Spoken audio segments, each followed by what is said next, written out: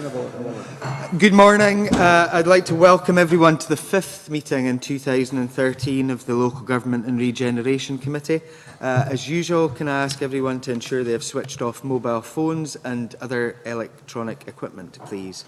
Agenda item 1, our first item of business today is to agree to take agenda item 3 in private.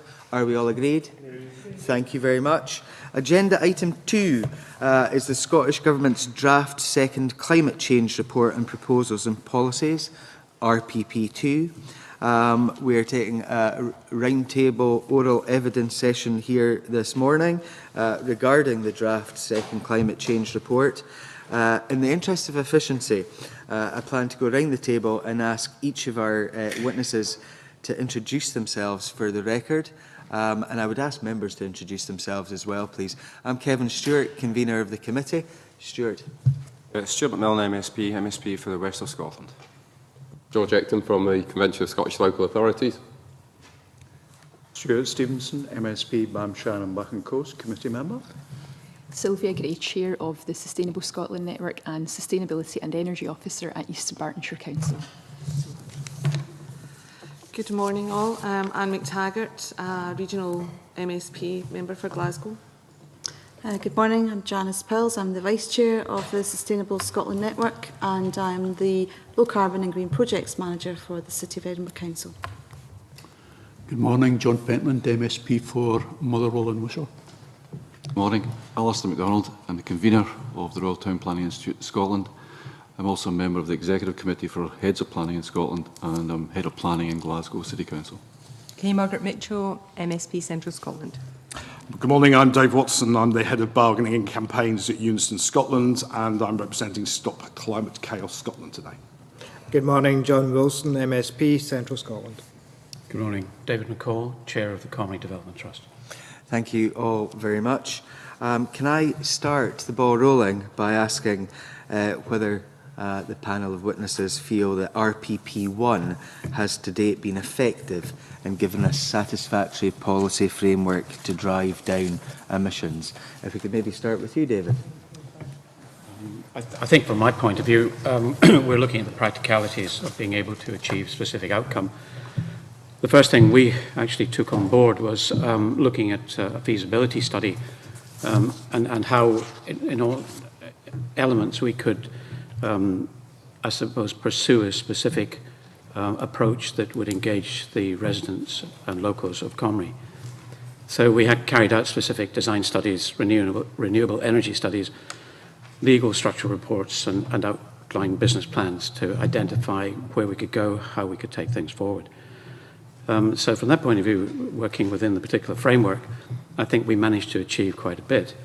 I don't know if you know much about Comrie and the nature of our acquisition in terms of Cultabragan Camp, which is 96 acres of ex-World War II camp.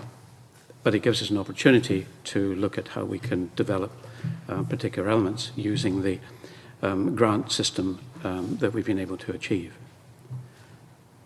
We are now in the second stage of that, and we're in a position to look at things like Youth Climate Conference and looking at studies in partnership with universities and looking at taking on board energy advisors. I can continue, but I could go on forever. It's how much you'd like me to pursue in this. And how do you think that in the course of what you have been doing in Comrie, how has RPP1 helped as a policy framework in terms of what you're trying to do? Well, I think probably the first thing is really the engagement of local people in terms of being able to achieve specific outcome. One of the biggest barriers is obviously change, and change within the concept of a small village like Comrie means that there is a great challenge to the Trust to try and promote specific policies. I think the biggest benefit has come through creating this awareness and enabling the community to engage far more to achieve a specific outcome with regard to the climate challenge, and also how we can engage them in activities by bringing them to a specific point in Comrie and enable them to give us their views. Engaging with outside stakeholders as well has given us a wider context, and we've been able to promote and then open it up to a number of outside sources. Thank you.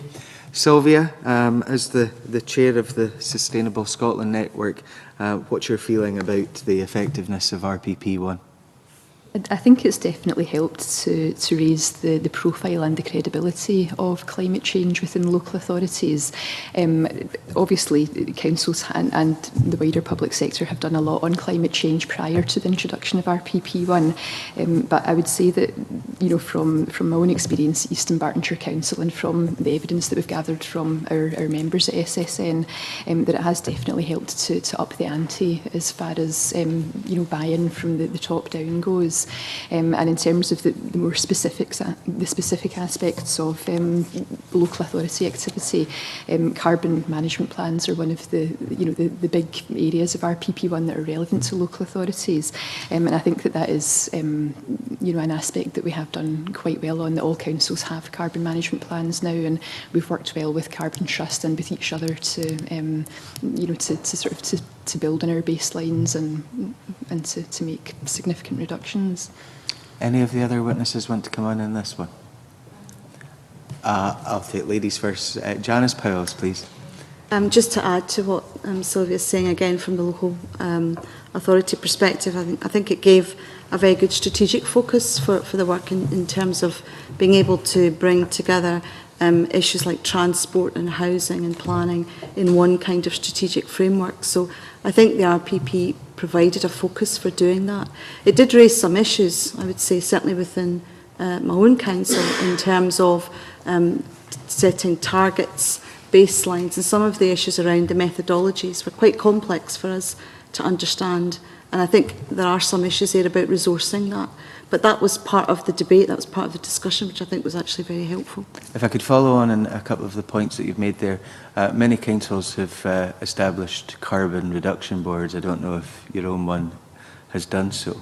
You've talked about resourcing that. My own personal experience is that these kind of things pay for themselves very, very quickly anyway, in terms of projects that have been rolled forward to create quite a lot of savings, which can be sunk back into the local authority, and at the same time achieve the great goal of reducing the carbon that we all hope would happen. There's certainly a benefit there, clear benefit for emissions across our own estate. I think we also, though, look to area-wide emissions, so emissions within the authority's boundaries, which is the more difficult element of that. So I think, adding to what Sylvia was saying about the carbon management plans, we've all got those, we've all got targets within them, we're seeing progress with those, and they do actually give us savings. And you can use that savings then to invest, you know, so it becomes a kind of, it's much more rounded in terms of all the benefits, because you can reinvest the money in other kind of energy projects, etc. And in terms of the monitoring that you're doing at a local level, are you feeding that into central government as well? We feed that information through our declaration reporting mechanism, so that's captured within that and fed back. Thank you very much. Dave Watson, please.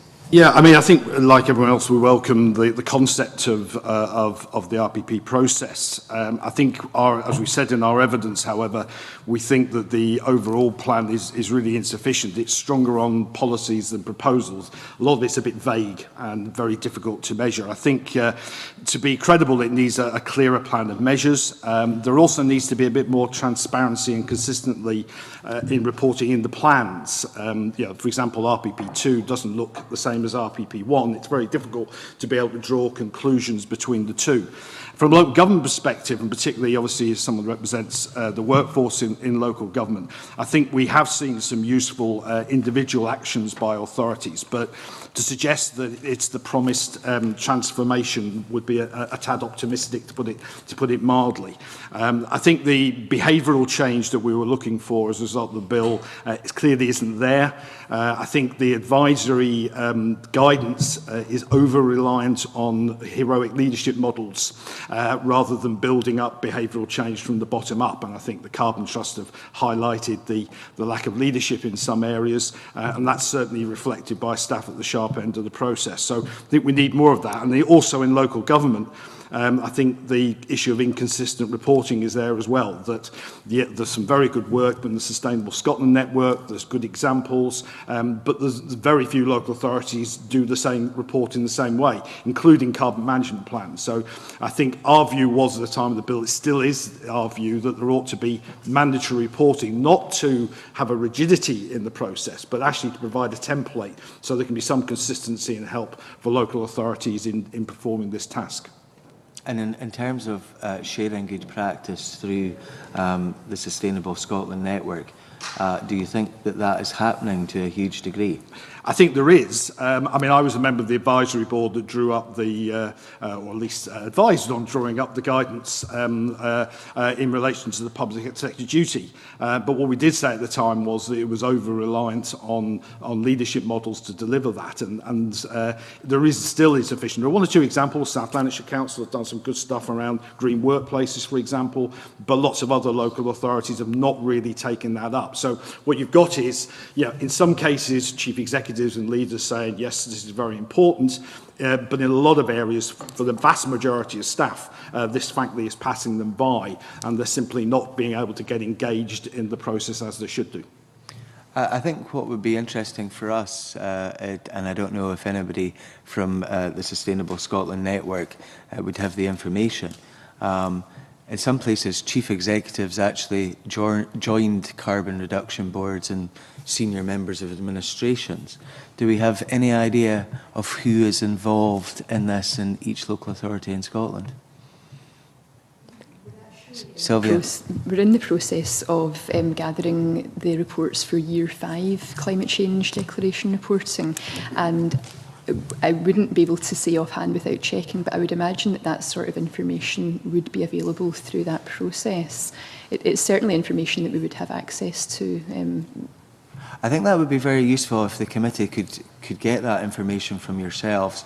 At the end of the day, if a chief executive is involved in attending and is driving this forward, then it's more likely that that local authority is going to succeed in terms of what it is trying to do.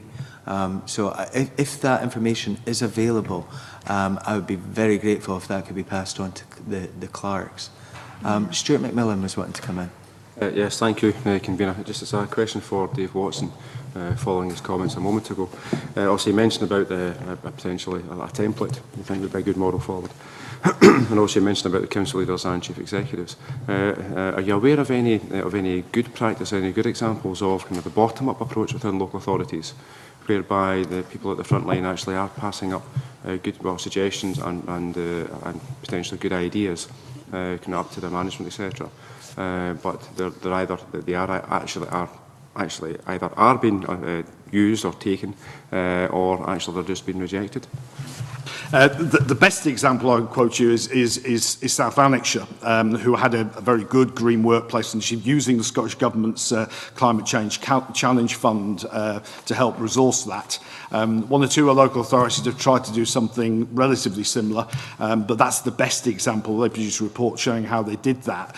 What we did say at the time, and an example, I have to say, a number of chief exec colleagues did describe this as not one of my better ideas, but the suggestion we came up with was actually every chief exec and council leader should have an annual meeting with schools in their area to report on their progress under climate change.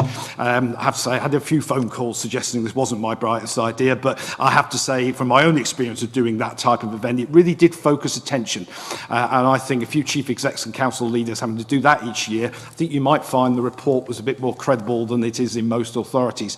And it might also, I have to say, if you involve the staff side in that, actually encourage people to take part in that type of green workplace initiative. We've done it in the private sector, we've done it in some other parts, but councils very rarely. What about in other departments of local authorities, whereby maybe the staff are actually out and about quite a lot, and it may, certainly from a transport perspective, they might actually see better, potentially have kind of better management and better scheduling of their operations. So that would certainly save elements of carbon. Now, is that type of information actually been passed further up the tree within local authorities, and has it been acted upon? Not enough, frankly. There are a couple of authorities we've had discussions about things like transport plans, for example, within the authorities, where essentially even quite simple things like in a city like Edinburgh, we had a plan where you essentially had a walking plan for staff within Edinburgh. In other words, what's the quickest way to get from one place to another without having to use cars, etc., using better use of public transport, etc. These are sort of small scale but very practical things that you can do from the bottom up. And I think there are one or two good examples of people wanting to do that sort of thing. Where you've got real champions at the grassroots, then they want to do that. But, you know, the difficulty is it's really not encouraged in most local authorities. We really, you know, we produce a plan, and a few of our members are told to go away and write up a plan. They report on one or two instances, but is it part of the culture of the organisation is the real point. And the answer is no. Is it built into every decision, for example, the council makes, in the way, say, equality impact is supposed to work, etc.? In some cases, yes, in most cases, just a tick box exercise. So it needs to be more ingrained into the day-to-day decision-making process of the authority. Okay, George Ecton, and then I'll take in Stuart Stevenson.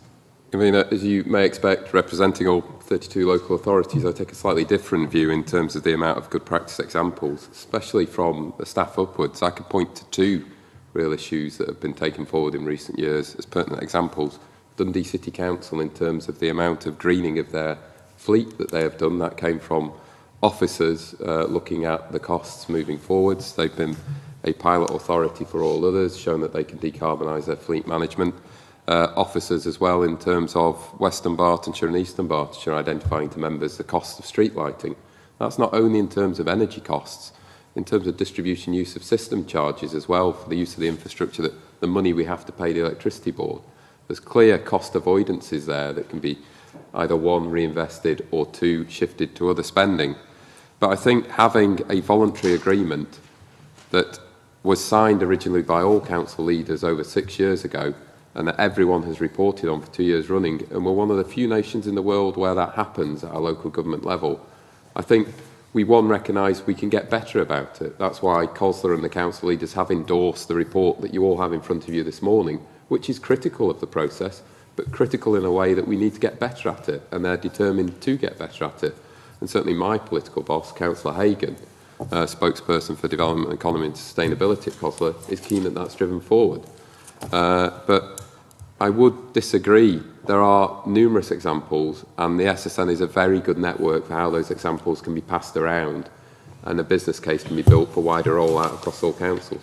So can you give us an example of good practice that has been achieved by one council, taken to the SSN, and has gone right across a number, if not all, of the councils? The street lighting example is an example where it is being rolled out across all of the councils. The two Dunbartonshires have operated as a business case. They've identified where savings can be made.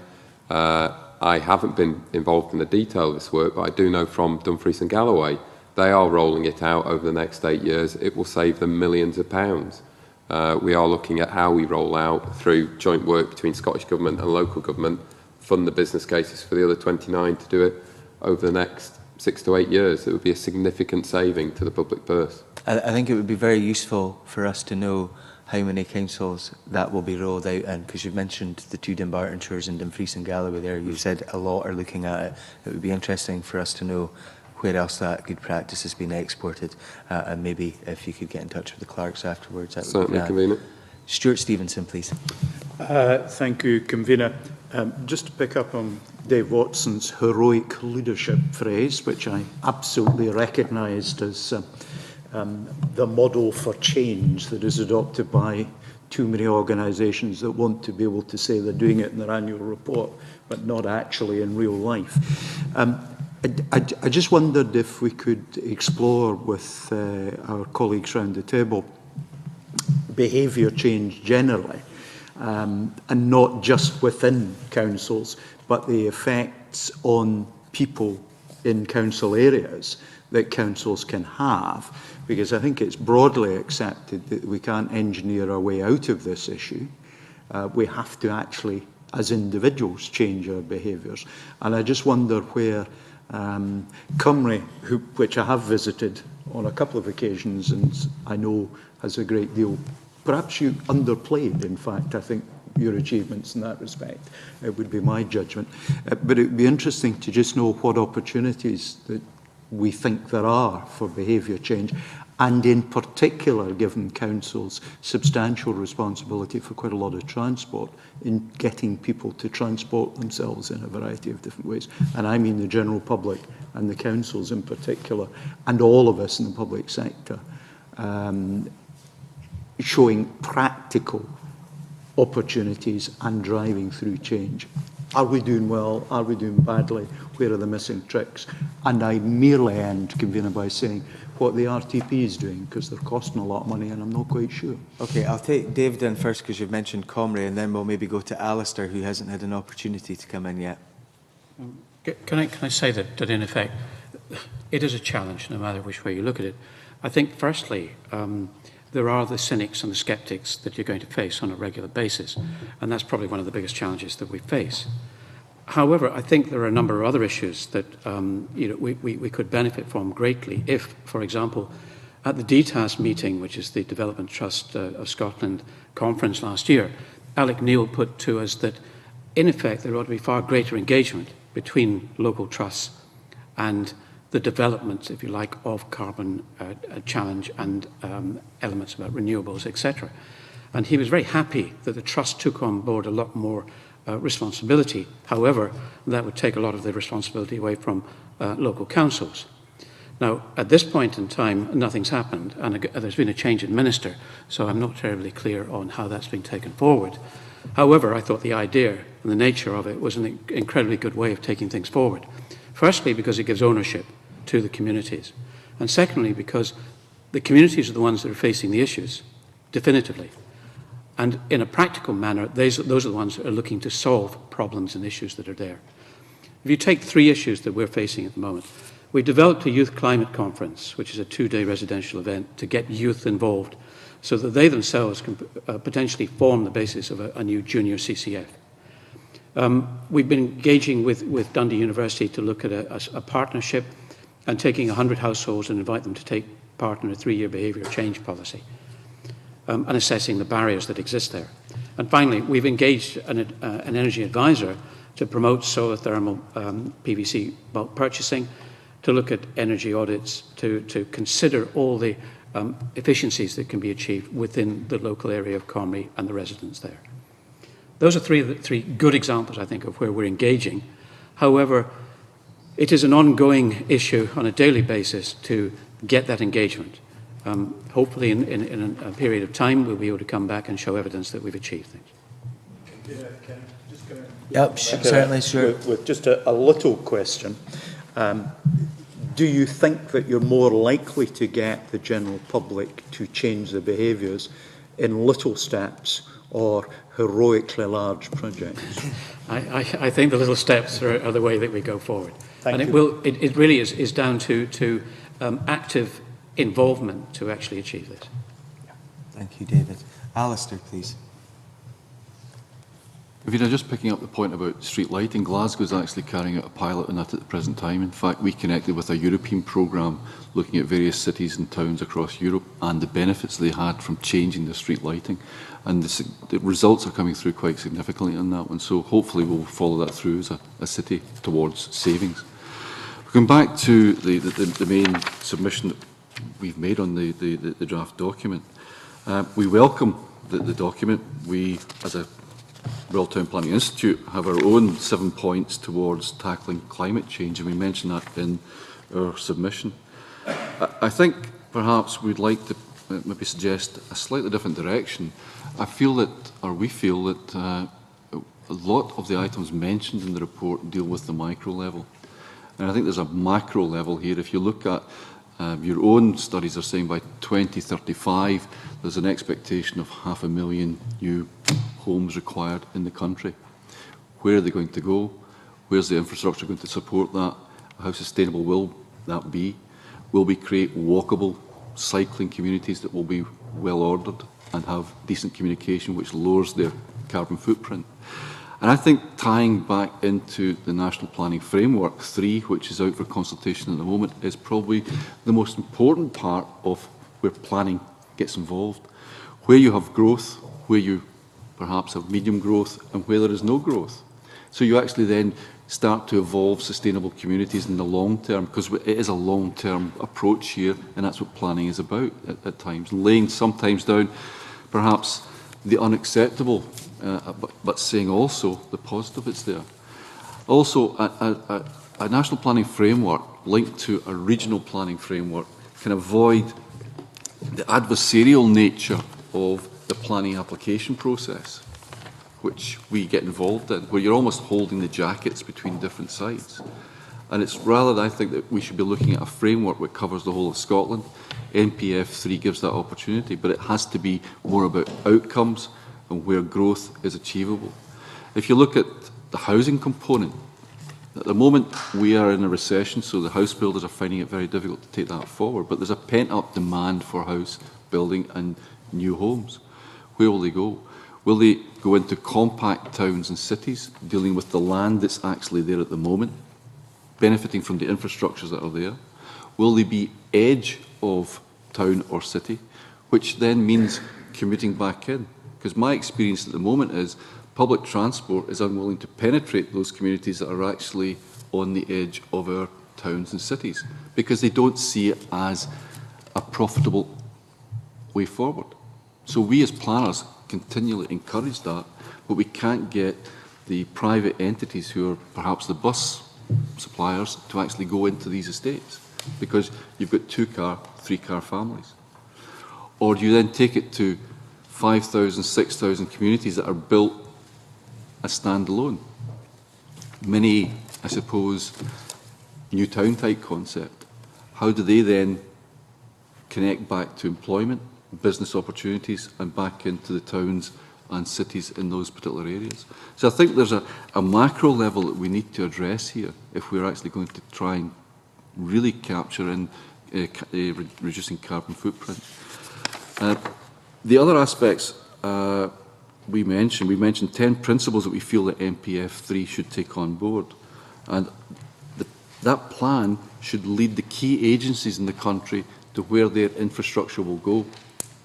So you create density, you create the infrastructure, and that's where you actually plan your new communities or your additions to your existing communities. We shouldn't overlook also the historic stock that we've got in the country. And in Glasgow and Edinburgh, they're working with Historic Scotland at the moment, looking at how we deal with pre-1919 tenements.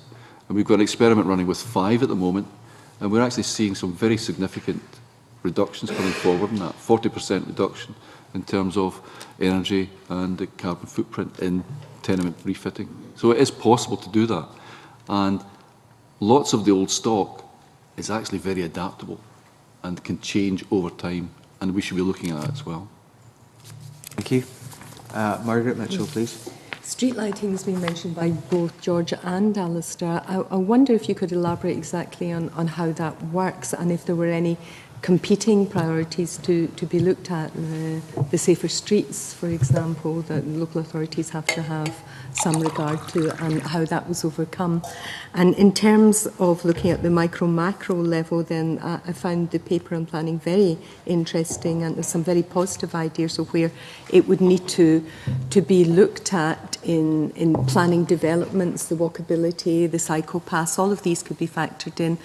But while you're cascading this policy down, there is a need, clearly, as David has said, to get things that people are going to sign into, which means consulting the community. And it appears that RPP2 has been developed with 2 formal workshops for stakeholders, and none of the consultation with householders, communities, non-government organisations, business, etc., that the policy aimed to consult with. So if you could comment on these general points, that would be very helpful. George, do you want to go first? In terms of competing demands for street lighting, it was really as a reflection of for some authorities, we have out-of-date lights which didn't comply with the European directive. Therefore, that was an initial policy driver to replace those with more efficient, more environmentally friendly in terms of their components. A second driver was the increasing energy costs over time would point you towards you're now being able to justify on a capital basis over a very short payback period investment within the estate in LED lightings, which would then accrue you enough savings to reinvest in rolling that out across the whole estate. The third issue is not one of the higher profile ones, but a distribution use of system charges, which is a throwback to the old electricity boards, where that's now within the hands of SSE and Scottish Power for unmetered street furniture or street lights and other street furniture. They can charge what used to be like a standing charge on your old electricity bill, and it's worked out by a methodology calculated by Ofgem. Last year, to give you an example in terms of Highland, their bill went from the year before being about £350,000 a year to this year being 750, with similar increases planned as that the power companies make similar investments within their own infrastructure. So again, there was a cost avoidance rationale there as well. In terms of community safety, I believe in the two Dumbartonshire pilot projects where they've received significant help as well from Scottish Futures Trust, and I will forward the information on to the committee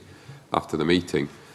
There was quite a lot of community engagement around the issues of light dispersion, because LED lights give out the same amount of ambient light, but they tend to focus them on the floor better.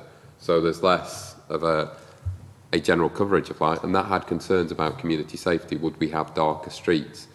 In terms of lighting the footways, as we're required to do, through community engagement, lighting a street basically with LED lights and lighting a concurrent one with what was there previously, it was able to actually demonstrate to the community there isn't that much difference in terms of the radius of the light that's spread on the street, but we're able to therefore sell the cost savings to them as council taxpayers, local communities, and the impacts it would have on emissions within their local community. But it was a very practical demonstration that was given.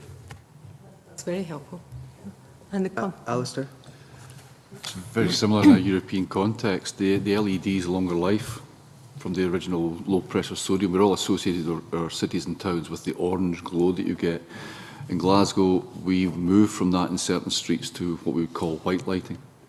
And again, the perception in that led to better perception in public safety. And you'll get that through with the LED lighting as well. You can also, there's new technology and new kit and gear that goes into the head of the lamp that you can actually control by computer. So you can actually take the light levels up, light levels down accordingly. And that can come in the future as well.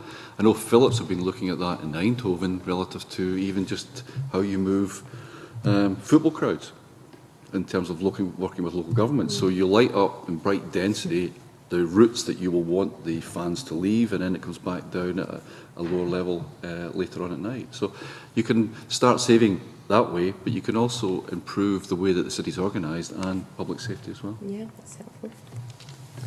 Anyone else want to come in on these points? I'll take in Janice, and then I'll take in yourself, Mr. Stevenson. Janice Powell. It's just to add to the street lighting. I think, as been said, dimming and looking at street dimming is also an option for councils as well. And the Scottish Futures Trust are actually running a series of workshops with the Cities Alliance, so with the 7 cities, on the street lighting, and making available a tool that street lighting officers can use to actually run a number of different scenarios in terms of either replacing 50% of their street lighting estate or 20%, and giving them actual facts and figures, financial information in terms of future investment. So it's just to add a bit more information to that. Stuart Stevenson, please. It was just a brief follow-up on what Alistair MacDonald just said on controlling the delivery of street lighting almost down to the lamp standard. I just wondered if there was any tie-in with the work that I think is largely led by the UK government and Ofgem on the development of the intelligent grid, whether that's part of that. I don't think that, convener, is necessarily this committee's direct interest, but if there isn't an answer now, I haven't any information on that to provide the committee today. I'm sorry. In that case, that's fine. Okay, if we could maybe... sorry. The fact it's only been stakeholders, anyone got a comment on that? Or were you the stakeholders who were? Yeah. I think you could wrap this up as well, because obviously in terms of that engagement, we can broaden that out. How have you felt involved in all of this? And what has been the effect of the engagement that there has been? Sorry, Margaret, I forgot that you'd asked that point. Dave was... Yeah, I mean, we were one of the stakeholders, needless to say, and so that was all very heartwarming, and we had tea and biscuits, you know, at the consultation session. It was very nice. Is that the level of community engagement that was described at the outset of the process? Probably not. And it really gets back to my broader point of how you would do that.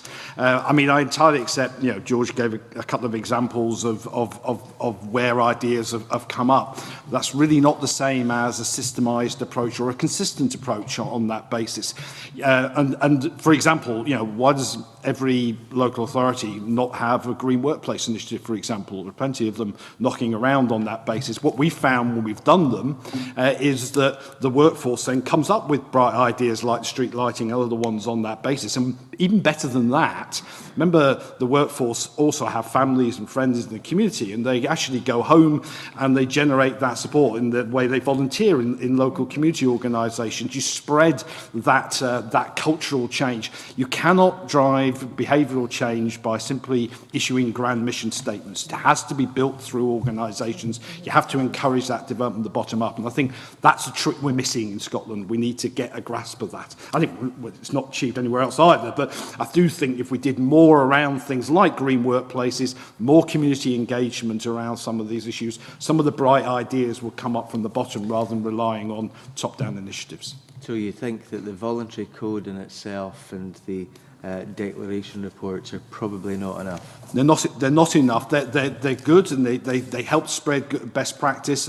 And in fairness, the reports from today's report, which I've only had a chance to have an overview, in fairness does say there are limitations to it. There is inconsistency in reporting, and I think if we adopted that in a more systematic way across Scotland, not in terms of saying you must do all of these things, which I know will get COSLA very excited, but the reality is a template at least would be a good thing. Our members who have to do a lot of this say to us, actually, Dave, you know, we could do with a bit of help. You know, a template would actually be a rather useful thing to have to be able to do it on that basis. Yeah. George, COSLA? I'll try not to get excited.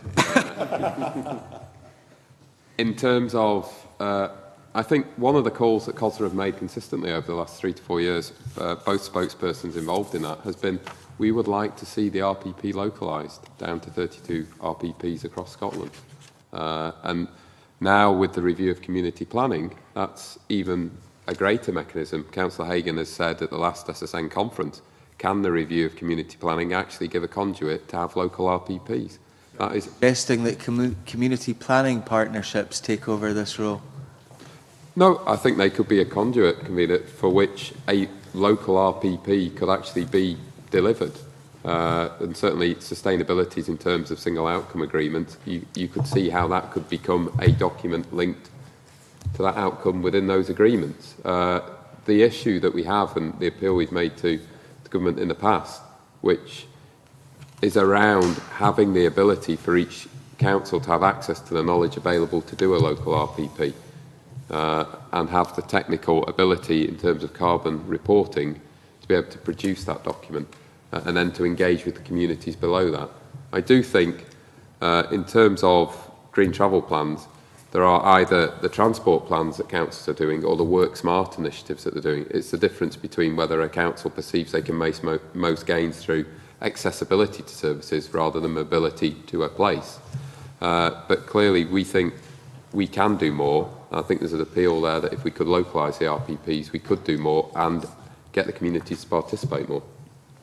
John Wilson got very animated there. John? No, animated, Convener, is just that the issue about 32 RPPs tying that into the CPPs, community planning partnerships, given that a lot of local authorities are now jointly commissioning, jointly working together to deliver services, would you look to get RPPs not at a local authority level, but at a level whereby local authorities can come together? Because I'm thinking about waste management, and we see throughout Scotland a number of local authorities coming together to look at how they deal with waste management. Would it not be better to actually try and, rather than relegate, because I just see it, if it goes to 32 local authorities, then we end up with 32 different solutions to the same issue, and that we can actually work jointly where local authorities can, because we do have conurbations that actually fit into each other, but because of this unnatural boundary that's placed around a local authority area means that sometimes they don't always work together. The other issue that I wanted to raise here, Convener, in terms of 32 local authorities and about community engagement, and I'm not talking about community engagement within the workforce, I'm talking about community engagement with local communities and local activists to actually work through what local authorities are trying to do and what the government are trying to do in terms of RPP, is the issue about goes to the procurement issue. We talk about saving money from that, and I think, George, you made reference to Scottish and Southern Energy and Scottish Power as the main providers, and the local authorities purchase their energy from those companies. There was a great deal of discussion about local authorities actually looking at producing their own energy more efficiently at a local level and going for community hubs whereby they would produce that energy and supply that energy not only to residents within the area but also businesses within the area. And that was seen to be more efficient than some of the transmission charges, transmission costs from the large wind farms or the large producers. Has there been any discussion or any debate within the local authorities about looking at that model of trying to go for the carbon reduction as well as the efficiency model at a local level rather than relying on large plant and large wind farms to deliver that in remote areas? Before I take panel members in to answer those questions, John Pentland, was your question round about CPPs? It's okay. It's okay. Well, the only comment I was going to make, and it was to George, was that, having visited some communities yesterday, I think the last thing they would like to see is any further responsibility going to CPPs, and that was the only kind of comment I was going to make, Chair. Thank you. Was yours on CPPs? It was regarding the same point. Okay. It was I was going to kind of suggest maybe kind of a middle way.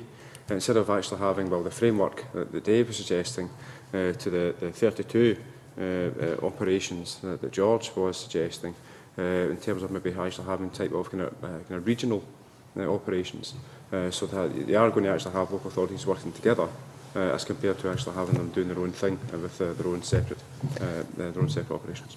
Thank you. I think we should maybe have John's two questions separate. If we can deal with the initial question round about the CPPs and then deal with the actual procurement and energy production separately, I think that would be the best way of doing this. Who wants to have a go at the CPPs one first? I don't think you're going to be answering, Mr. Stevenson, but have you got something to... Well, no, I was just going to pose the very simple question. A very large, difficult area is transport. It's one of two policy areas where it's gone adverse over the piece. We already have regional transport partnerships, which are part of the local government family, and I just wondered what role they have to play here. Right, let's deal with the local government aspects and CPP, RTP aspects. First, George Ecton. In terms of localising, I think there would be a flexibility in terms of whether it would be 32, whether it was 7 or 8. I suppose you could pick any number out. We do have strategic development plans at the moment, which would cover 19 or 20 of local government and give a place-based solution around certainly our 4 city areas. you'd then have 12 remaining councils who would have quite different, maybe very rural needs and could be grouped accordingly. I think the issue for leaders was that it was that devolution of decision-making down to a local level where they could engage with communities. Because quite clearly what would work as a solution and drive most emissions in Glasgow may not actually be suitable for, say, Argyll and Bute. Whereas until you have a very mature market for electric vehicles, you're not going to have the substitution of emissions to bus services in Argyll and Bute with the best will in the world, because there isn't that high level of service currently from a bus route that enables that modal shift. So the community in Argyll and Bute may choose another measure by which they want to make that emissions abatement, but it's participatory, it involves the local community. So I think on the issue of RPPs and local priorities, there are issues where, yes, waste management is very pertinent. It is an area where there may need to be economies of scale between authorities and shared services to drive further improvements. The Arbuthnot report in terms of the Clyde Valley and the partnerships that exist within there at the moment. But I don't think having those shared services across councils would negate having a devolution of responsibility and engagement below one single RPP. It would just be, this is how it is at the moment in terms of a council perspective and trying to deliver best value. The same way as in the RPP, we have to reflect upon what the UK government is doing at the moment and what the EU directives are. It would be that similar constraint, but yet there would be other areas where there could be local democratic decisions taken by communities. And the regional transport partnership question that Mr Stevenson posed? I think in terms of the RTPs, there are particular initiatives that they're taking forward, especially around smarter choices, smarter places, which was Transport Scotland's demonstration project about behavioural change, and trialling those across, I think it's certainly 6 of the RTPs, to look at different ways of engaging with communities and seeking to change their behaviour. It's based upon an Australian model of personalised marketing and engaging with communities and individuals and demonstrating what choices are available to them and how they can be differently utilised. So I think the RTPs are taking forward initiatives at the moment, and that there could be a grouping there similar to SDPs with a geography that could be exploited. But would it be fair to say that some RTPs have got more buy-in from local authorities than others?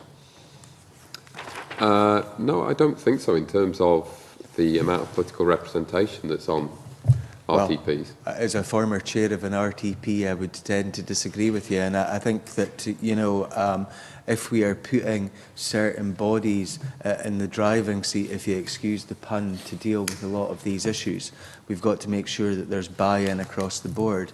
And one of the things which hasn't really been mentioned in terms of where we should devolve that responsibility to, if you like, nobody's really mentioned people yet and how they can engage with these various bodies. Sylvia Gray, would you like to answer on this one? I think I would really just echo what George has said, that there is a role for, you know, for both the more regional approach and the sort of being aware of local local peculiarities. I mean, I think we're all very conscious now in this era of shared services and a big emphasis on efficiency more than ever before, that there is a need for us to collaborate in maybe new ways that we haven't before. And certainly, I think to an extent, regional collaboration happens naturally. You know, it's something that we see between members at SSN. But I think one of the main points that we've sort of crystallised from our own research and preparation for today is that it is important to be aware that each local authority does have its own particular needs and conditions, and that sometimes that requires a local authority-based approach rather than something at a higher level. David McCall. I can talk as chair of a community trust, but I do have some concerns about the relationship with the local council. Firstly, I would say that we are well represented and well supported by our MSPs. The issues lie, I think, in the fact that we are left almost in isolation on occasions, and that if there was greater empathy, maybe more sympathy in terms of what we're trying to achieve, and maybe in some respects greater understanding of what we're trying to achieve, it would help. It would help in terms of the support, the feeling of support, the idea of engagement between local authorities and trusts. And maybe I'm going on a little bit about this, but I think it's a very important area that trusts are supported by local authorities, and the local authorities see what trusts are trying to achieve. It's effectively going back to the individuals and the community as a whole. A good example, if I can just use one, is that we invested recently in a biomass boiler to use to heat particular Nissen huts that we were developing at the time. The cost was pretty hefty, and the long-term transition will give us the benefit of economy and efficiency in long term, but that initial part is rather heavy. If we'd had some sort of support or investment or acknowledgement by the local authority, there might have been an opportunity for joint engagement or joint benefit. Thank you. Sylvia made the point about the control being left with local authorities. They are smaller bodies, but some local authorities have very many diverse communities within that local authority area. And while we need some cohesion in terms of going over this in some depth, do you think that there should be more devolution of some of these responsibilities to local bodies such as your own trust? I think there ought to be far greater. We engage as well and as much as we can with the local authority. And don't get me wrong, I think there's a lot of very positive work comes out of what goes on.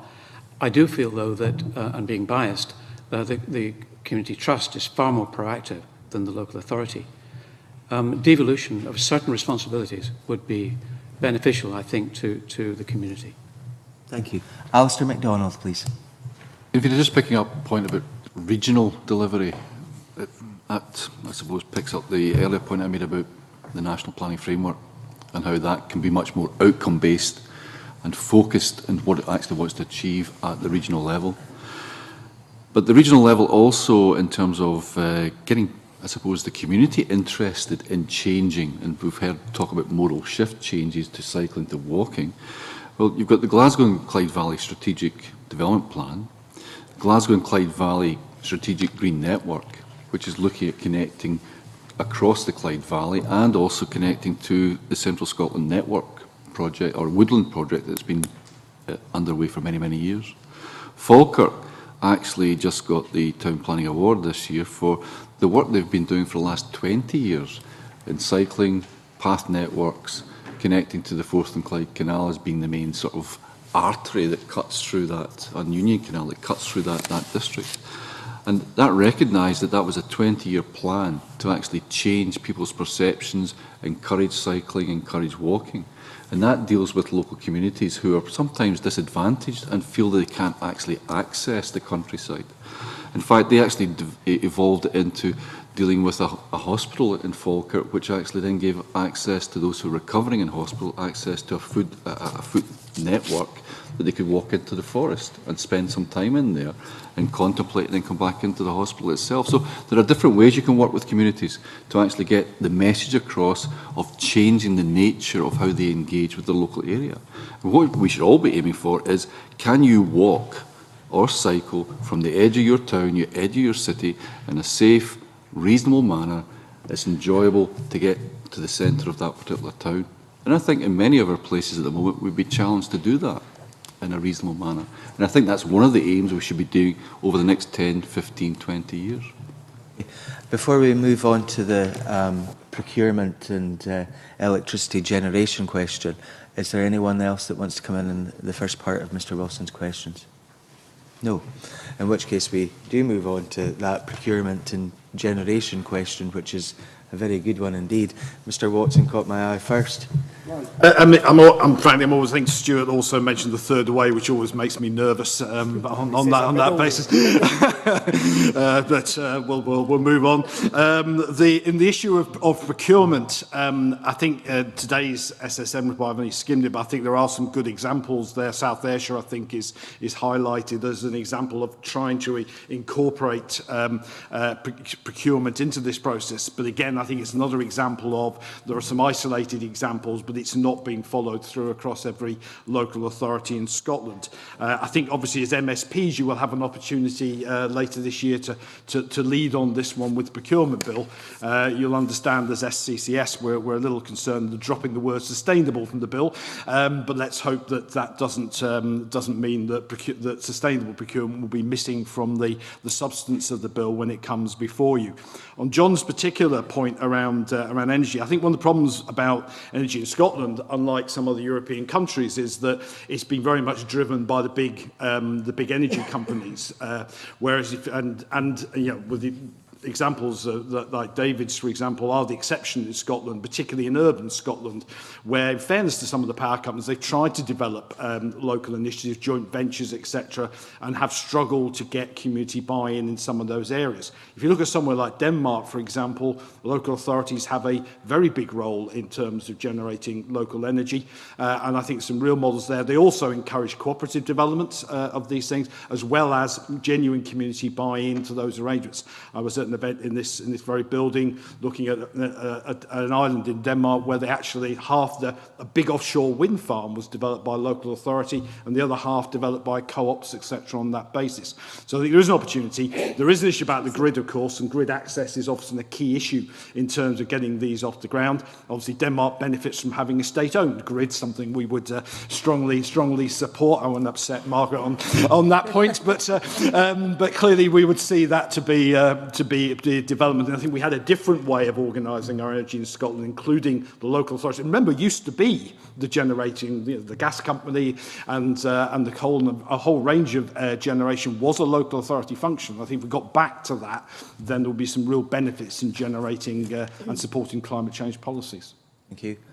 George, I wonder if you want to come in here. Obviously, in terms of the procurement aspect, Dave's widened that out much beyond energy now, and has given examples of elsewhere. I wonder if you could give us good examples of where there is good procurement in terms of food buying locally, which is normally of greater quality, in my opinion anyway, which also can cut out some of the scares that we've had of late, for example, with horse meat entering the food chain. Yep, certainly. I'll try my best, although it's not a particular topic that's covered by my team within COSLA in terms of that's another colleague's team. But in terms of energy supply, that was quite correct. We used to be the energy company. That function was then taken away from us and only given back to us 2.5 years ago. We could previously generate energy where it was generated from the burning of waste. But given the cross-party agenda around Zero Waste Scotland, that was obviously something that I think local authorities only wish to take as a last available option in terms of Shetland generating through a district heating system by burning waste and generating energy, which is a very successful district heating scheme there. Local authorities are, I think, actively engaged in trying to push local energy generation where they can now, but these are and can be quite big projects, take more than 2 to 3 years to get off the ground, and we've only had the ability to do it for 18 to 24 months. In terms of food procurement, I will freely admit this is not my area of expertise. I think quite a lot of local authorities try and buy as much as they can, as locally as they can, within the procurement regulations and the matrix that they let their contract on. So it's quality versus cost and how much they can specify one over the other and discriminate against local suppliers in the context of a European regulation that tries to enable free competition. I'm sure that we'll probably look at food miles when it comes to the procurement bill as well, which is something very important in terms of carbon reduction. Janice, please. Just to mention that the SSN do have a sustainable procurement working group. We've had that group running now for a number of years. I think it'd be fair to say we've struggled with it at times. It's very technical, it's very complex, and we've got quite a wide, diverse range of representatives around the table, from Scottish Government, from Scotland Excel, from health boards, from procurement officers within the councils, as well as sustainability officers. But certainly I think there's a need for better kind of case studies and examples of good practice to share across the different public bodies. And where we can see synergies in terms of our procurement activities would obviously be extremely useful, because ultimately we are actually procuring a lot of the same kind of commodities, whether it's food contracts or office consumables, etc. So there is something there about better joined up working, which is something that we've now kind of revamped the group, and we'll be looking to take that forward. On the food issue within Edinburgh, there is a Food for Life project, which is a 3-year programme of work with the Lothian Health, this council and the University of Edinburgh, looking at issues around sustainability within food procurement and looking at supply chain issues. John Wilson, and then I think Anne McTaggart was wanting to come in, were you? Thanks, Convener. It was just on the issue about, we seem to be focusing on local authorities, and I'm aware there's a number of other public bodies. We talked about the 32 local authority RPPs, but we've got the health boards, and we have got Scottish Water, which I know not far from where I live, Scottish Water are looking at various biomass plant. They are actually producing, believe it's ethanol they're producing. They're supplying back to some of the local authorities who bring their waste in to the plant, are being supplied with the fuel for the vehicles and take the vehicles back. So clearly, how far are the local authorities going and the sustainable networks going to actually include other public sector organisations? So what we're actually doing is getting the economies of scale and the initiatives that can take place. Because as I said, the Scottish Water issue for me in terms of the waste recycling is a good example of where Scottish Water, working with several local authorities around the North Lanarkshire area, are actually benefiting not only Scottish Water in terms of their energy use, but are also benefiting some of the local authorities in terms of their vehicle management structures for particularly refuge vehicles. Sylvia, do you want to come in on that in terms of the cross-cutting cooperation between public bodies? Yep, I'll start by giving you my own experience from Eastern Bartonshire Council, and I think I would speak for every other council in saying that cooperation with other public sector bodies, especially through community planning partnerships, has been long held a priority for councils. It makes sense that what we do within our organisation shouldn't be limited to our own boundaries, and that we should share those experiences and ideas as much as we can. And certainly the example that you give of Scottish Water within Eastern Bartonshire, we have had some interesting partnership working opportunities with them in terms of food composting, education, schoolwork, etc. From an SSN point of view, it is something that has sharply come into focus for us recently. Again, it's been a long-held aspect of our work, but through the renewed funding that we got from Scottish Government last April, we're actually now officially broadening our reach beyond local authorities, and SSN is now a network for the wider public sector. We're still in relatively early days as to working out what our strategy will be for engaging, who we engage with, how we do that, but certainly it is now officially SSN's remit to reach beyond local authorities. Okay, thank you. I've seen Mr. Pentland's eyes light up again when community planning partnerships were mentioned there. I'm sure that folk will remember what he said earlier in that regard. Ms McTaggart. Thanks, Convener. Aware of some of the RPP2 documents do offer some best practice case studies.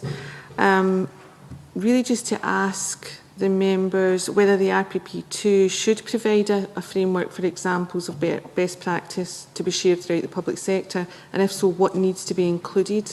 And I think it was yourself, George, that had mentioned earlier about templates for other local authorities. Maybe it wasn't. It was,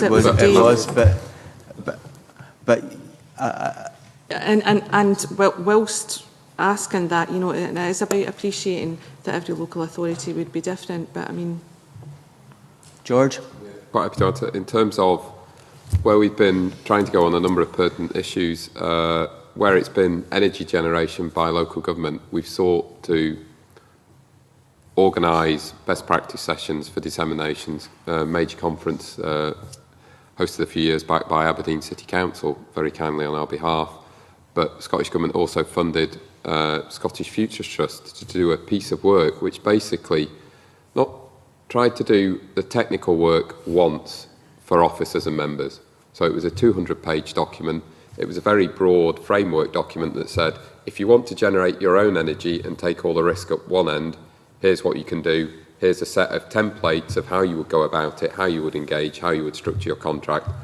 At the other end is, if you're very risk averse, because everyone will be different or maybe not have the ability to generate their own energy, this is what you could still do by working in partnership with an energy contract. We had Scottish Water at the conference and who gave a very interesting presentation about what they'd done corporately, but that was therefore available for all councils to take away, and it was a starting point which stopped SSN having to do that work 32 times, and it was a partnership, COSLA, SSN and SCDI that delivered that conference, and that's where we're trying to go with the street lighting as well, but with the Cities Alliance. So there is a history of trying to do these things once and well and then enable local dissemination. Dave Watson, please. I think that's a very good example of what we're talking about. We're not talking about a rigid prescription. I think you can produce the template idea. Does mean you can have a range of options which will fit the needs of the individual local authority. I'll give a sort of you touched on food, for example. I'll give a practical example.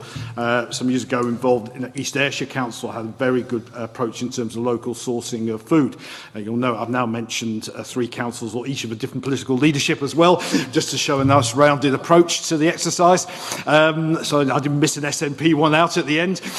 So East Ayrshire actually have a very good track record in that area, and we developed a thing with catering staff in schools called the Food for Good Charter, which actually set out how to do a lot of this thing in that template model. And interestingly, when we did that, our catering members in the health board said, actually, we could buy into this as well, and then got interested and started raising that at health board level. And I think Scottish Water is an opportunity. I think the Hydro Nation concept is there. We obviously would like to see it on a bigger scale than the current proposals, which are a bit modest, but I think there are still opportunities to do that. Remember, Scottish Water is the biggest user of electricity in Scotland. So if we're going to tackle climate change, then Scottish Water has got to be part of itself internally the solution. But I think given the scale of its operations, the land it owns, and the involvement it has in so many aspects of our life, there's a real opportunity for it to be involved in a bigger way in terms of climate change solutions. Anybody else want to come in and answer best practice template question? Nothing from the SSN?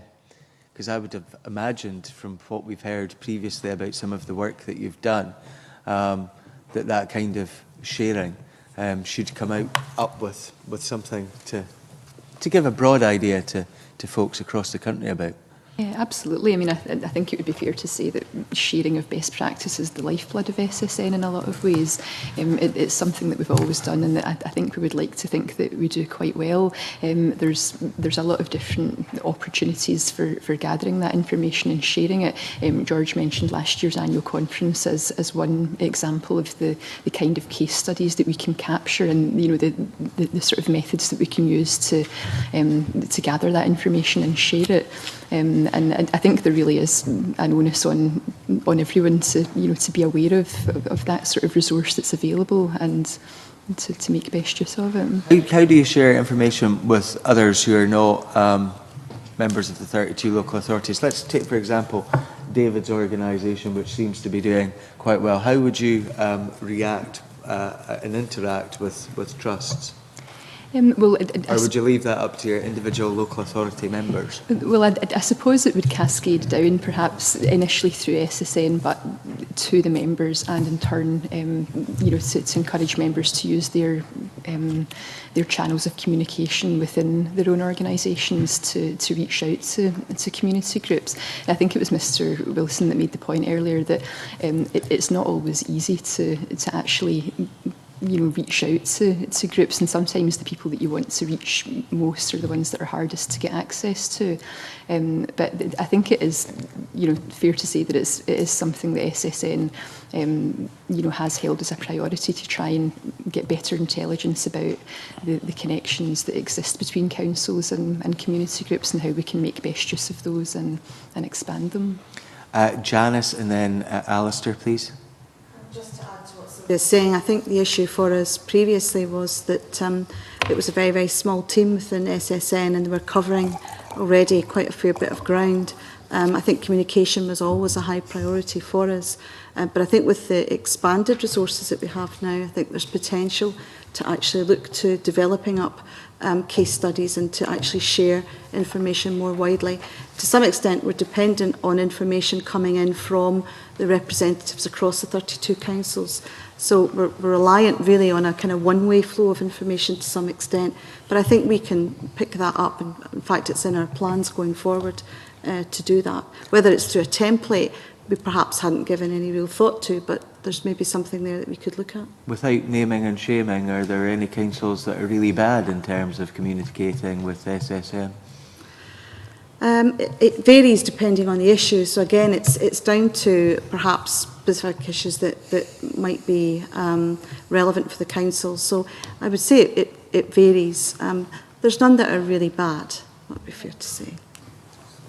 We have access, we have the means of communicating, so we can do that if we need to do that. Okay. Alistair, and then I'm going to take in Stuart McMillan.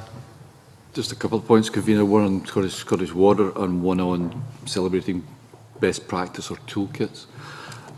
Following the devastating floods in the East End of Glasgow a number of years back, we set up with Scottish Water and others the Strategic Metropolitan Drainage System, which looked at all the catchment areas around Glasgow, again at the regional level. And from that, it's developed into sustainable urban drainage, particularly in the East End, so each new development moving in there. Also, Scottish Water are moving in with new drainage networks in that particular part of the city. So we've had a very successful partnership picking up the points that's been made about Scottish Water. Ideas and toolkits. Our submission talks about the RTPI's commitments to tackling climate change. And we mentioned there, celebrate best practice. We do that through our national awards. And we also compile a compendium of best practice. Now, we've got 2,000 members in Scotland, but we've also got 23,000 members across the world, in effect, just RTPI members. So we would hope to actually use that as a way of promoting best practice in planning and planning communities. Thank you. Stuart McMillan, then John Pentland, and I think Sylvia Gray wants to come in again as well. Thank you, Convener. Just it's following on from your question, yep. And also the answer from Janice. Now, once again, without naming and shaming, are there any examples of local authorities that actually have not been very good at communicating with community organisations? I'm not sure if I would be able to answer that, to be honest. I don't think we've ever done any kind of almost like research work to kind of look at that issue, so I don't have an answer for you to that. Thank you. John Pentland.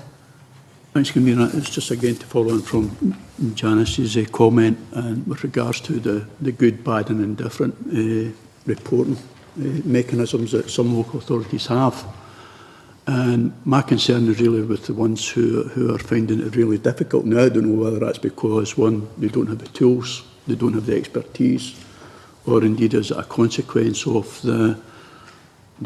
some of the cuts that are now being applied to local government, that perhaps this is not happening.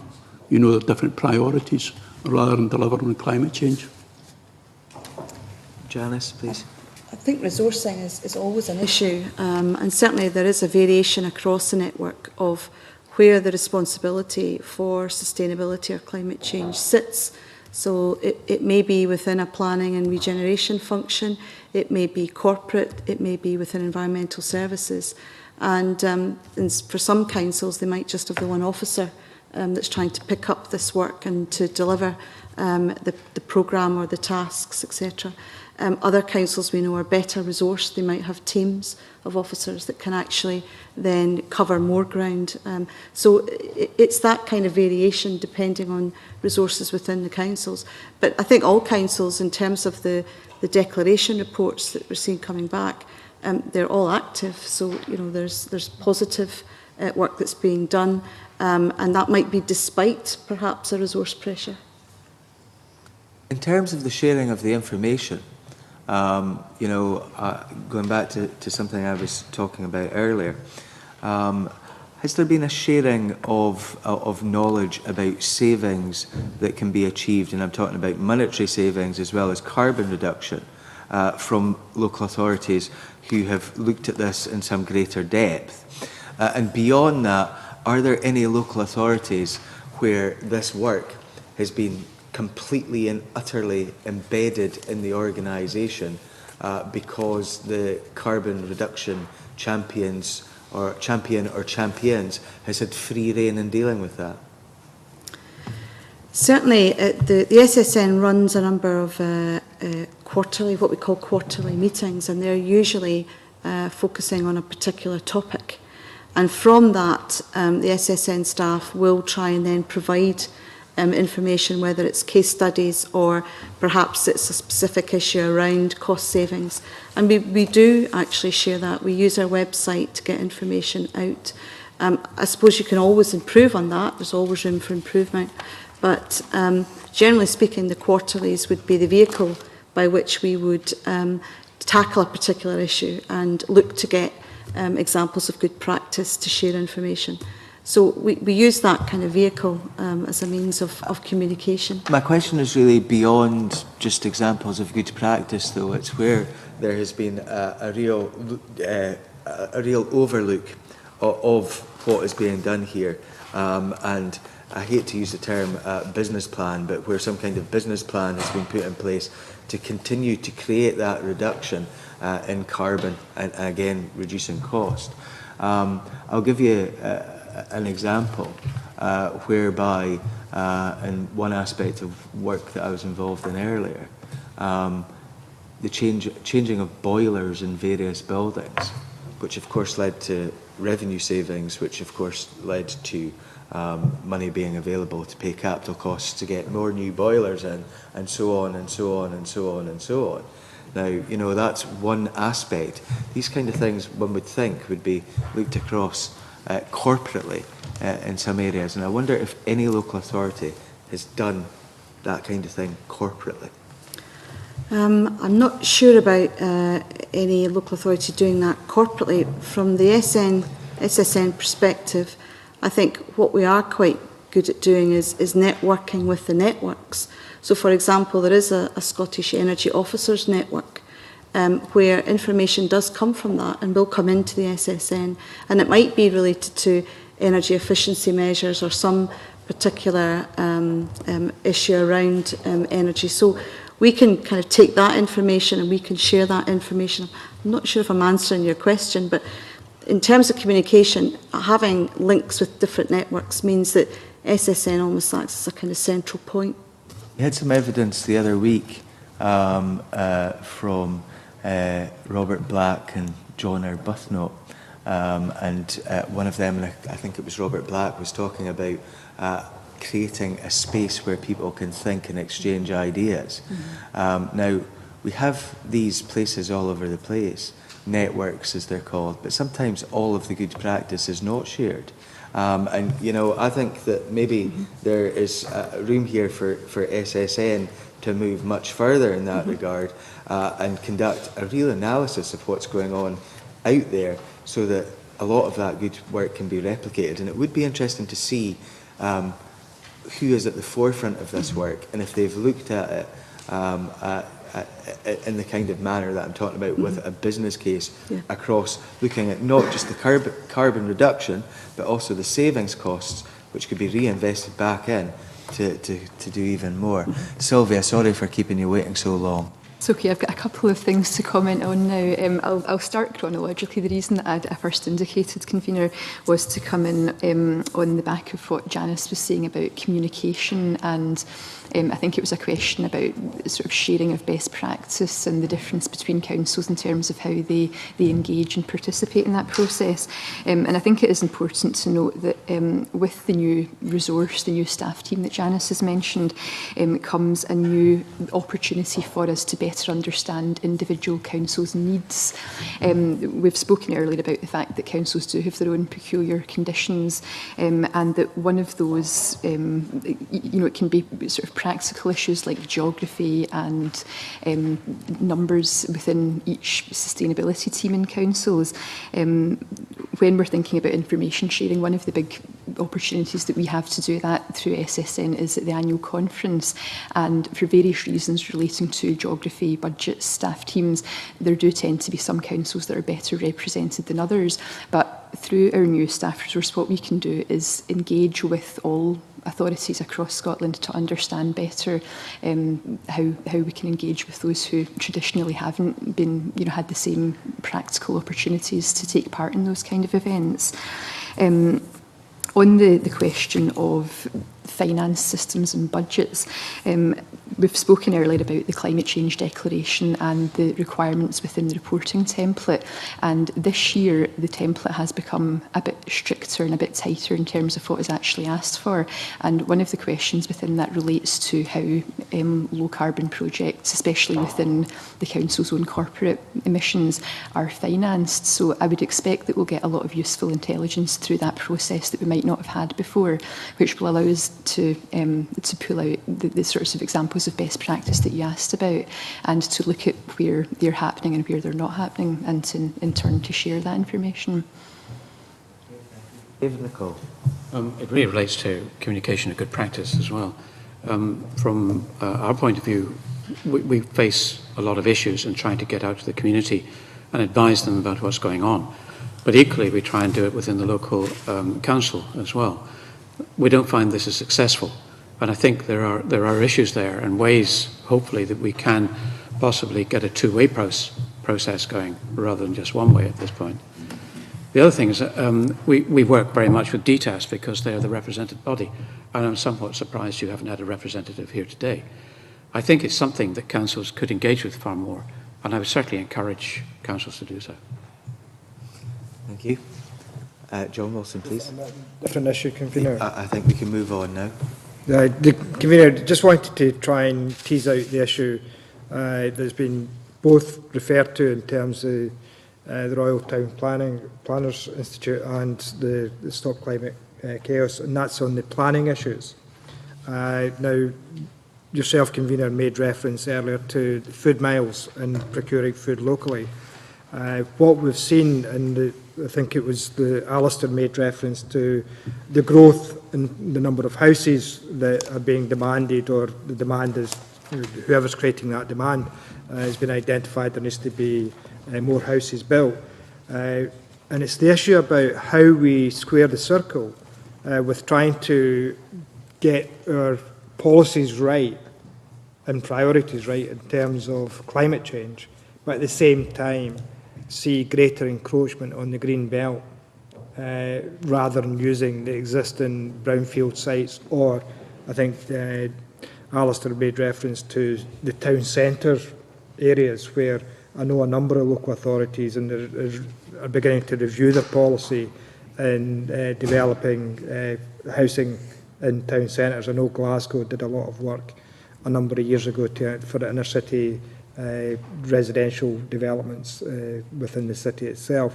So how do we get that message over about protecting the environment, but at the same time the other pressures and demands that are being made to create more housing and more residencies, which then are using green belt, that then drives people into their cars to actually commute because they are being built out with the existing commuting areas.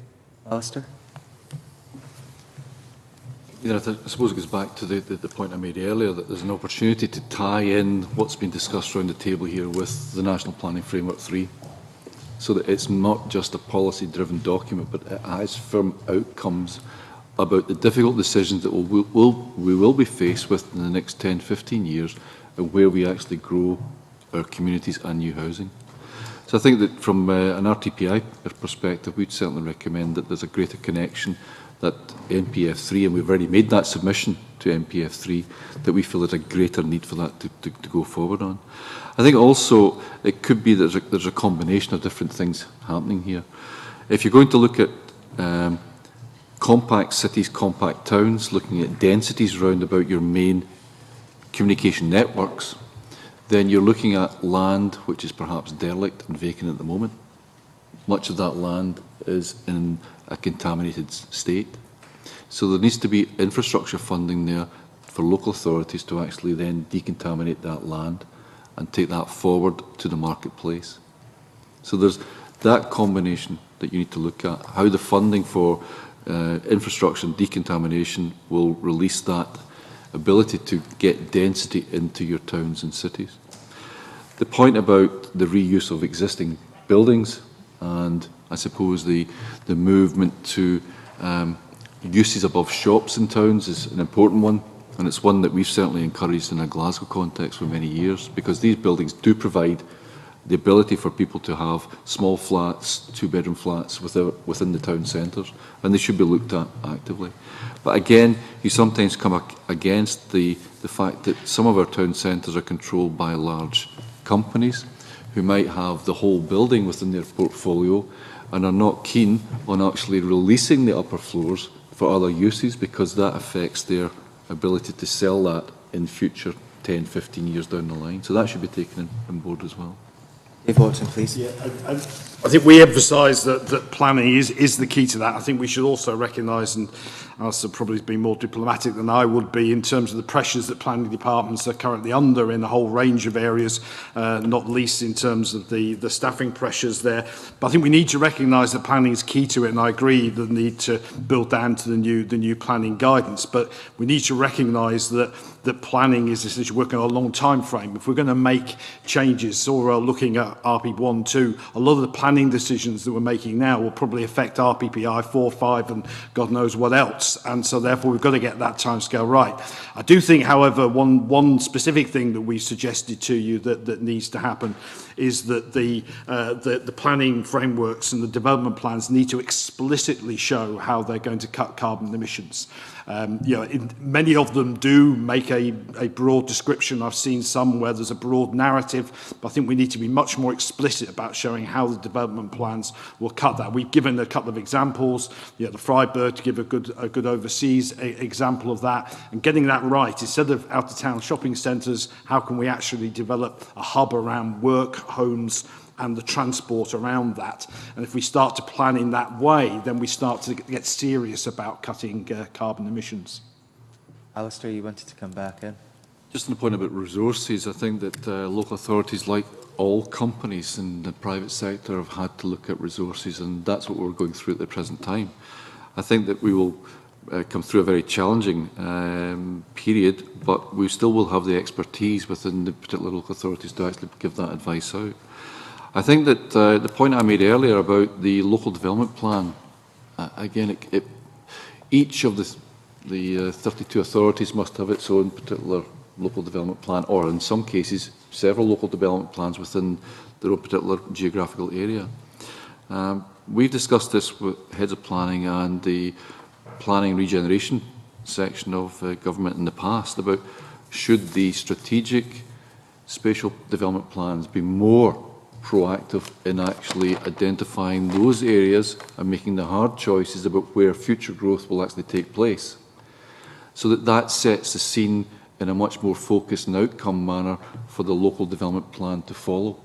And it makes it an easier process. And I did mention it before, it becomes very adversarial in terms of land release and where the land actually takes place. And I think it's a regional planning option that we should be looking at, tying back into the national framework, to avoid the end stop, which is, I have to say, some poor planner who has got the pile of reports on his desk to actually deal with a housing release of, say, 2,500 homes, and he's got everyone coming at him from all sorts of directions, either to grant it, to refuse it, to stall it, etc.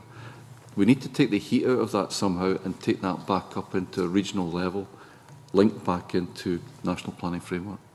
I'm going to go back to a local level, because you've talked about local development plans there, and you know, at the end of the day, those are decided by local councillors.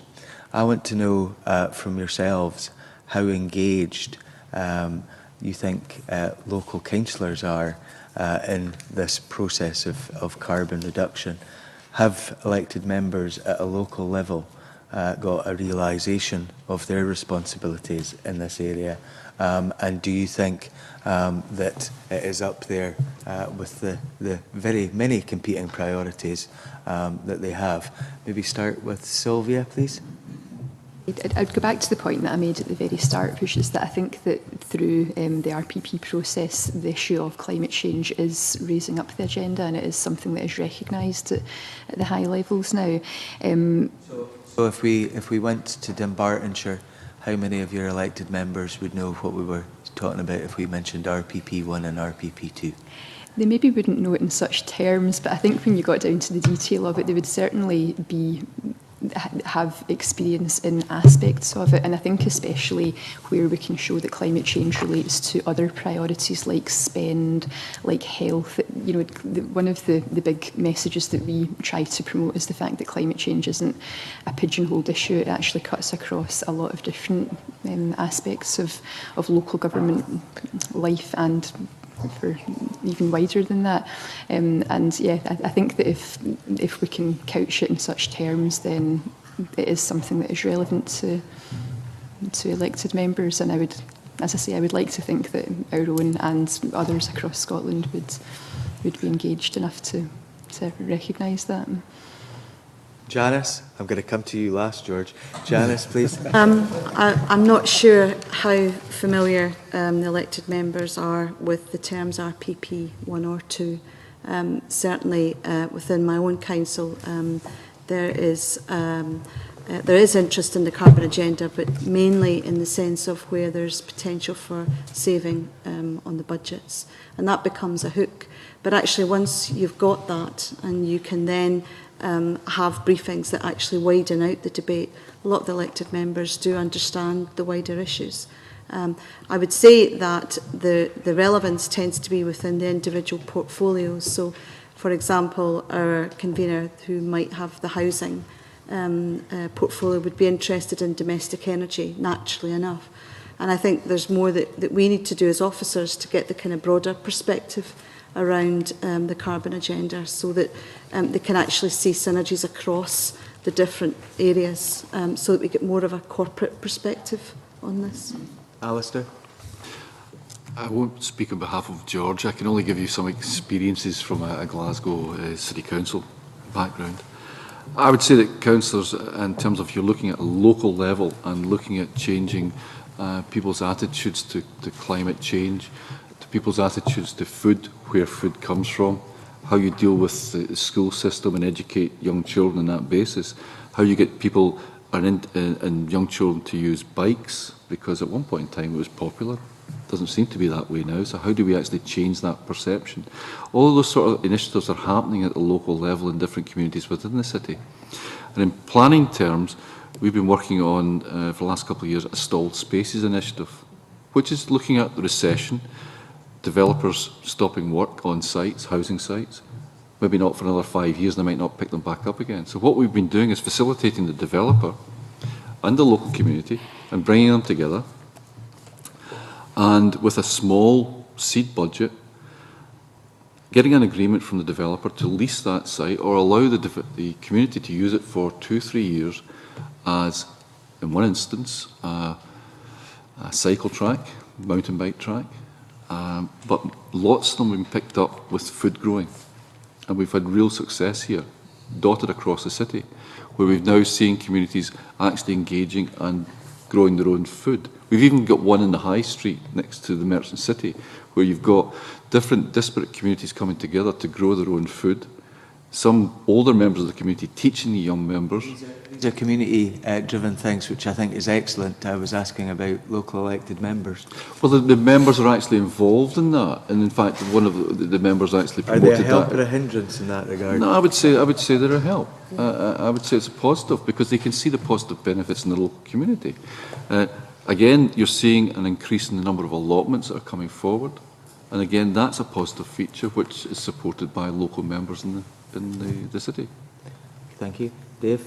Yeah, and my earlier comments on leadership actually included the political leadership as well as chief executives and other chief officials on that basis. I think the reality is that it's patchy.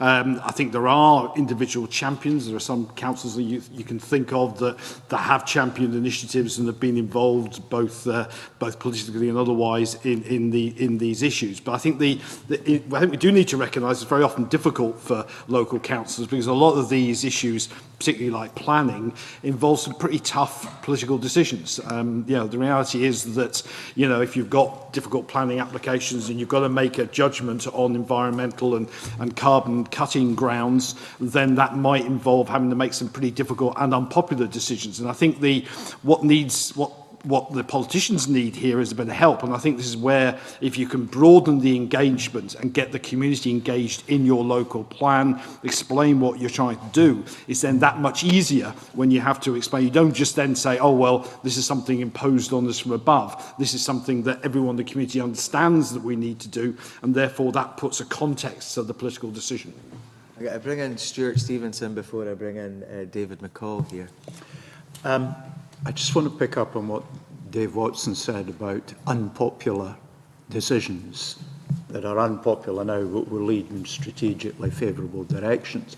And I just wonder what role there is for those who are here with the committee today to be building public support for some of these difficult decisions that politicians of all political flavours will find difficult to make. I mean, the one that's my hobby horse, which I will now speak in public about, is reducing speed limits, which is the cheapest, most effective way of reducing carbon output, and yet is politically almost impossible for politicians to engage with. And it's just an example of how one isn't making the kind of free choice that strategically addresses. How can we, as politicians, help you guys and others in Civic Scotland to get more public support for what are currently unpopular but ultimately hugely beneficial, potentially hugely beneficial decisions on this issue? Dave, you brought it up so you can deal with that one as well. And I do think it's, I mean, a good example in this discussion today is, you've asked various of us, would people understand what RPPI 1 and 2 means? Well, the honest answer is that, we know because we're the anoraks on the subject, but very few other people would, and that's part of the problem. I mean, if you said to a member of the public, what the hell is that? It's another, fangle. We need to talk in a much more practical language about what this is all about. We need to have that broader engagement. It's like, the example I was given about, people dropping kids off at school, not using bikes, all these sort of things. These are all very difficult things to be dealt with. But if you broaden the engagement, I think we all have a role there. I think people like the SSN network in terms of educating elected officials to persuade them and explain the broader context. But, at the end of the day, it's down to us, both politically and in community terms, to explain the need for this issue, put it in the context. We are not delivering on climate change cuts. We only have to see the change in the weather. We have to see the speed at which the Arctic ice cap is melting, and many other those things. People can start to see that, in terms of that, and we need to broaden that out and say, well, if we're going to do something about these things, then that involves some hard decisions at local level. But there also are some practical things. I mean, some of these things save money. I'm talking about the green workplace initiatives that we were talking about, and very often these things actually save money for local authorities, and that's got to be a positive and a good thing as well. David, do you want to comment on the councillor aspect, and then Stuart's point about how can you help us deal with some of these unpopular decisions? Okay, can I just refer to Dave and Alistair's comments with planning? It's clear that one of the biggest issues we have with Cultlebrag and Camp is planning. And we've been pushing in many areas to develop work-live developments along with eco-hubs. And because we weren't part of the local development plan, we've not been able to contribute, if you like, at a point where it would have been beneficial to listen to what we had to say. So in effect, we're kind of chasing our tails now, looking to offer solutions to climate challenge, but having to comply with a local development plan. And I just think that doesn't add up. And it's really working, if you like, from community up rather than the other way. Thank you. Okay. George. you for coming to me last. Leaving the best till last, maybe, George, eh? I don't think even my wife would agree with this statement. In terms of councillors' awareness, I would agree with what Giles was saying, yes, on particular issues. In terms of the RPP1 and RPP2, I would agree with Dave in terms of it is a very technical document. I think where it points is a refresh is needed of the public engagement strategy, where it would be a very higher level document outlining the themes that for a either existing councillor or probably more pertinently for a new councillor, they are made aware in very high level strategic terms about how this relates to the thematic priorities within the document. I would say from RPP2, something that COSLA will be doing next month will be through our connections communications electronically with all members. There is detail on each of the convention papers now given to each and every councillor across Scotland. I'll be personally responsible for writing the one that's on RPP2. So they will clearly be aware next year on how, next month, on what the document means and what the pertinent decisions are to be taken. I would say in terms of community engagement and taking difficult decisions at local level, I think that's anyone who is a local councillor who has been will know that they take decisions on difficult issues all the time. In terms of behavioural change, I don't think we're at the point yet where councillors will be saying we need to be inducing fear tactics. There's still a change process to be gone through the whole population, similar to how you engage with different groups at different times through that process. Mr Stevens has raised the issue about speed limits and some things which are politically unpalatable but maybe need to be coming out onto the table over the next few years. There will be tough choices that need to be made. You will have to maybe turn your heating down because energy costs will have risen so much. But to summarise, I would say yes, and councillors are prepared to take difficult decisions, and there are things that the whole public sector, the whole community in Civic Scotland could do to support those decisions being taken at local level. Thank you. I'd like to thank everyone for giving us their time today. I think that's been very useful for us. I'm quite sure that there may be other questions that we may not have covered today that we may ask you some other questions about, so don't be surprised if the clerks drop you a wee note.